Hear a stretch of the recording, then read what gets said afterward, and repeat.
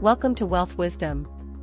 If you have ambitions to achieve financial success, please leave yes in the comment, and we are here to help you obtain insight and build wealth. The book we are going to share today is The Art of Clear Thinking by Hasard Lee. Make decisions like a fighter pilot. In the dynamic, high-stakes world of Air Force fighter jets, split-second decisions can mean the difference between life and death. No one knows this more than F-16 and F-35 pilot Hasard Lee. While we're unlikely to ever find ourselves flying a supersonic aircraft, charged with saving or destroying a top-priority target, we will find ourselves needing to make complex choices, often without all the information we'd like, in less time than is ideal, and under more pressure than we'd desire. But the reality is that, in our rapidly changing world, the ability to make good decisions is becoming increasingly crucial. It will be those who can think clearly and critically who will thrive. Out of necessity, fighter pilots have remained on the cutting edge of decision-making theory and training. This makes sense, as while raw talent certainly helps, superior judgment is what ultimately separates those who survive on the front lines of combat, and those who don't. After decades of iteration, the Air Force has defined a simple decision-making model called the ACE Helix, which instructs fighter pilots to, first, assess, then choose, and then execute. The model's helix design exists to remind us of the second and third order effects many of our decisions have and the importance of keeping this understanding front of mind. So, in this sharing, we'll break down the ACE Helix framework and prompt you to consider how you could employ the underlying principles in your own life. Whether you're literally saving the day in a war zone or metaphorically, but no less meaningfully, saving the day at home or in the office, remembering to assess, choose, and execute will invariably ensure better outcomes for all. Before we continue, if you are interested in this topic, please consider subscribing and give us a thumb up. Let's continue. Assess. Stand-ups were a daily ritual when Lee was a student pilot in Air Force training. Every morning, a trainee would be randomly selected to stand in the center of the classroom, be given a theoretical emergency by their instructor, and asked to talk through how they'd handle it. Performance in this daunting exercise was closely recorded and played a role in assigning students to aircraft upon graduation. As you might imagine, stand-ups weren't particularly popular amongst student pilots, but they were powerful teaching tools, so much so that the sentence they were required to start with, "I will maintain aircraft control and then analyze the situation," has stuck with Lee throughout his career as a fighter pilot. This gets to the heart of the first step of problem solving, making an accurate assessment of the situation. This is the first step to solving any problem. Lee and his peers may have been using this principle for decisions to be made in the air, but unbiased assessment is just as critical for decisions to be made in our homes or workplaces.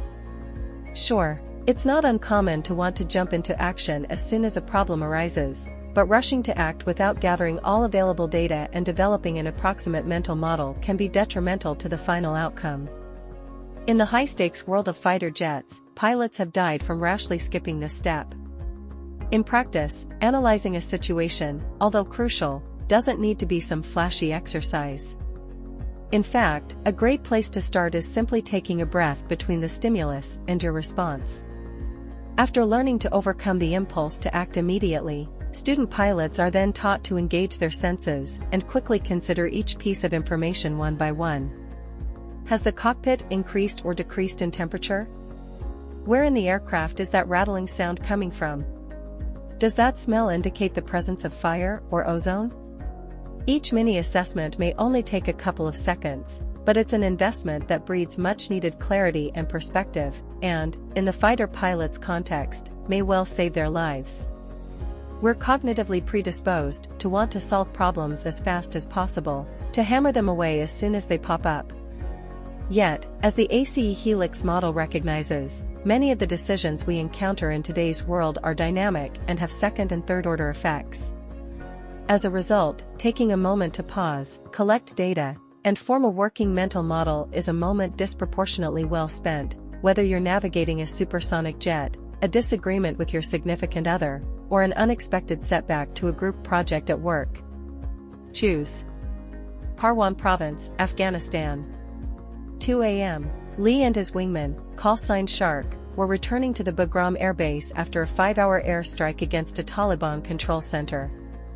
Landing at Bagram was a challenge on a good day, but tonight, it would be even more so. The primary runway was closed, meaning they'd have to land on the shorter, narrower backup runway. Ordinarily, this would be an inconvenience, but otherwise manageable.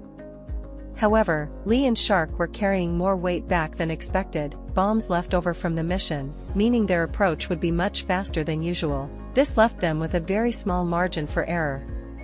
As the pair prepared for landing, glowing orange tendrils suddenly rose up before them. It took Lee several seconds to realize that Bagram was under attack. In fighter pilot training, trainees are introduced to a decision-making technique, fast forecasting, to help them choose a plan of action once they've analyzed the situation and built a working mental model.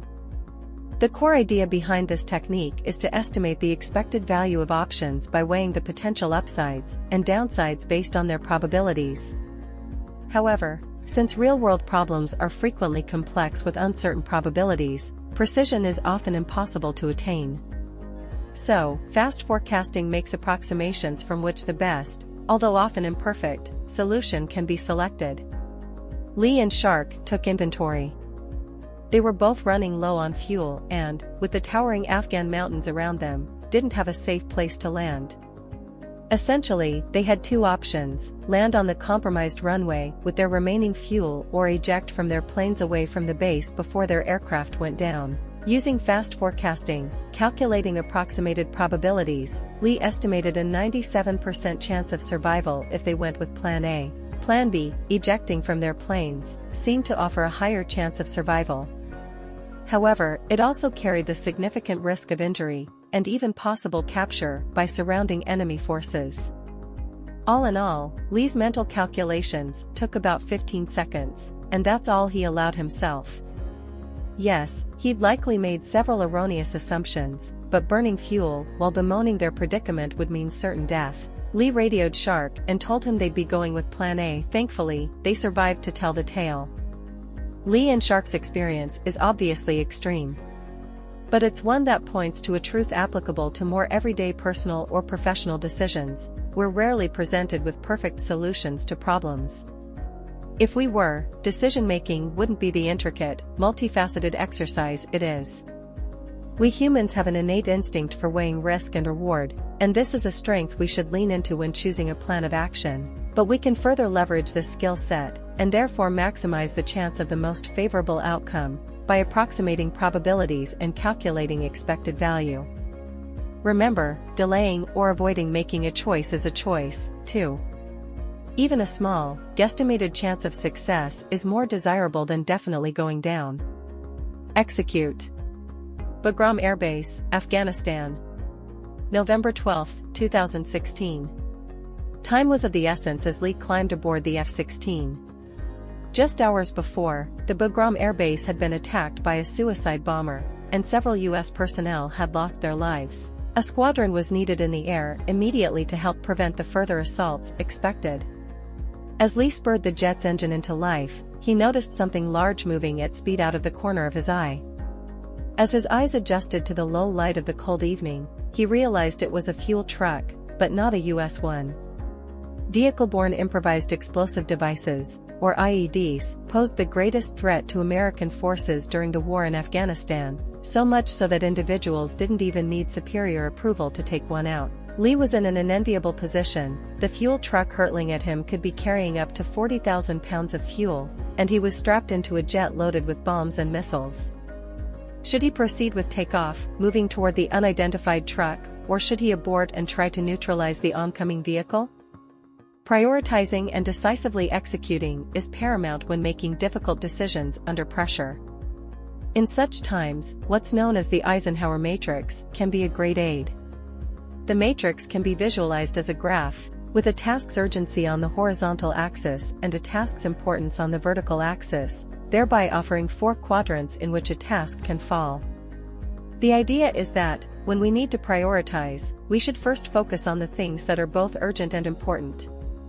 For Lee, this was quickly deciding to go ahead with his mission, despite the fuel truck barreling toward him. With the critical taken care of, we then want to turn our attention to the essential, the things that aren't urgent but are still important. In Lee's case, this was completing his aircraft's crosscheck. Next, we want to delegate tasks that fall into the urgent but unimportant quadrant as far as possible. In the situation at the Bagram Air Base, this saw Lee radio for backup to secure the potential IED. Finally, we want to cut all non-urgent, not important tasks completely. At the time of this thwarted attack in 2016, nobody could, nor should, be distracted by anything else. Thriving in your personal and professional life necessitates mastering prioritization and execution. All too often, fear of making the wrong move holds us back, so to counter this, the Air Force encourages its pilots to heed the mantra, "There's no problem so bad you can't make it worse." Perfect certainty is rare, but we can maximize the chances of a better outcome by eliminating the distractions, delegating the interruptions, and taking resolute action on the essential and critical. Hopefully, however, in far less life or death circumstances than the scenario Lee encountered. That's the end of today's sharing. If you like our content, please give us a thumb up and share it with your friends. See you next time.